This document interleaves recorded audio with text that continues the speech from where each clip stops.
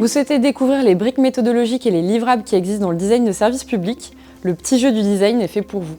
Son objectif est de vous aider dans la conception et l'amélioration des services de politique publique en moins de 2 heures. Ce jeu a été conçu par les experts du design de la DITP avec l'implication du réseau Designers Publics. Notre objectif est de promouvoir la pratique du design au sein des administrations publiques afin de mieux faire appel à nos compétences. Vous êtes designer et vous souhaitez animer ce jeu? Voici quelques conseils avant de commencer. La partie peut se jouer de 2 à 6 joueurs en comptant 1 à 2 heures par partie. Le nombre de joueurs et la durée peuvent varier selon les possibilités et les objectifs de sensibilisation que vous avez fixés. Le but du jeu?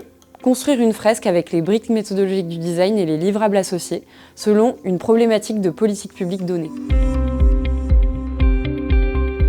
Tout d'abord, choisissez ensemble un problème de politique publique. Pour cela, vous avez le choix entre piocher une carte ou définir collectivement un problème de politique publique.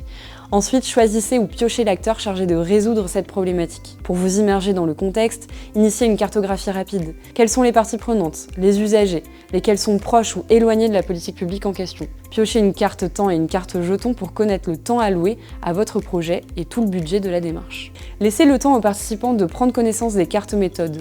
Proposez-leur de choisir celle qui leur paraît intéressante à mobiliser pour résoudre la problématique. Donnez-leur les outils pour comprendre si cette brique est vraiment pertinente vis-à-vis de la problématique traitée. Proposez-leur à présent de choisir les cartes livrables horizontales qui vous paraissent les plus pertinentes vis-à-vis des briques méthodologiques que vous avez positionnées. Et voilà, votre fresque se construit au fur et à mesure. Et maintenant, chers designers, quelques conseils précieux avant de vous lancer. Premièrement, l'ordre et le nombre de cartes varient d'une partie à l'autre en fonction de la problématique donnée, du contexte, de l'acteur choisi, etc. Quand ils choisiront une carte, proposez à vos participants de la lire à voix haute pour que toutes et tous l'entendent. Ils peuvent également noter sur la fresque les notions intéressantes pour personnaliser les méthodes abordées. Troisièmement, vous pouvez vous appuyer sur la présentation d'exemples de livrables lorsque les participants vous posent des questions.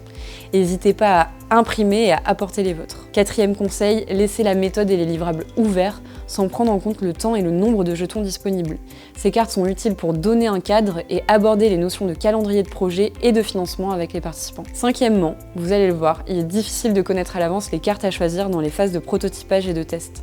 C'est comme dans un projet de design de service classique, on ne peut pas anticiper ce qui sortira de l'immersion et donc les bonnes idées associées.